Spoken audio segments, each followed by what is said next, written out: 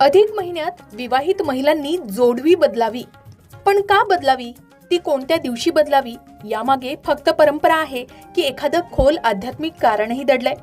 आणि चुकीच्या वेळी जोडवी बदलल्यास काय मानलं जातं? चला अधिक महिन्यात जोडवी बदलण्याचे नियम, शुभमुहूर्त आणि त्यामागचं शास्त्र सविस्तर जाणून घेऊया.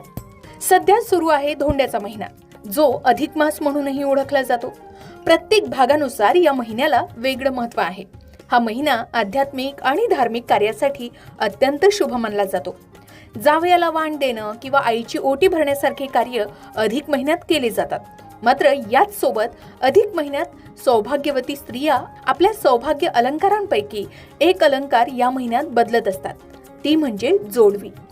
मग अधिक मास या महिन्यात सौभाग्यवती महिला जोडवी का बदलतात? तर अधिक महिन्यात सुहासिनी महिला आपली जोडवी बदलतात, कारण लग्न झालं की स्त्रीच्या सौंदर्यात भर पडते ती सौभाग्य अलंकाराची, ज्यात मंगळसूत्र, चुडा, कपाळावरती कुंकू आणि पायातली जोडवी. यामुळेच जोडवी म्हणजे काय, तर जोडवी म्हणजे जोडी.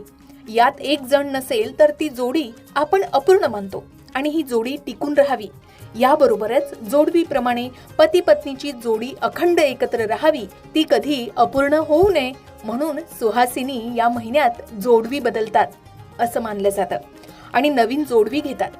याबरोबरच ही जोडवी नवीन घेताच नातेसंबंधातील प्रेम आणखी वाढतं आणि पुढचे 3 वर्ष तसंच टिकून राहतं.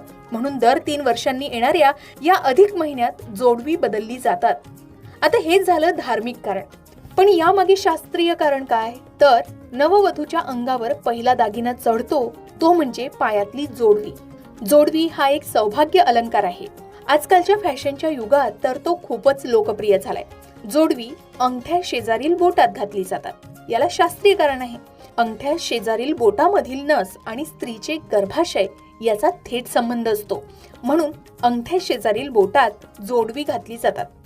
या बोटात जोडवी घातल्यामुळे रक्तदाब संतुलित राहतो आणि महिलांचे गर्भाशय नियंत्रित राहते. जोडवी ही खरं तर ॲक्युपंक्चरचं काम करते. मात्र ही जोडवी चांदीचीच असावी. पण का? तर जोडवी चांदीचीच घातली जातात. चांदी हा धातू ऊर्जावाहक आहे. चांदी जमिनीला टेकल्यामुळे जमिनीतील ऊर्जा शरीरात प्रवेश करते. त्यामुळे दोन्ही पायातील जोडवी शरीरात ऊर्जेचा समतोल राखण्यास मदत करतात. आता दर 3 वर्षांनी येणाऱ्या या अधिकाच्या महिन्यात आईने मुलीने आईला किंवा सासूने सुनेला किंवा सुनेने सासूला जोडवी भेट स्वरूपात नक्की द्यावी, असं सुद्धा म्हटलं जातं. आता तुम्ही कधी आईला किंवा सासूला अधिकाच्या महिन्यात जोडवी भेट स्वरूपात दिली का? कमेंट करून नक्की सांगा. अधिक मासात जोडवी बदलण्याचे नियम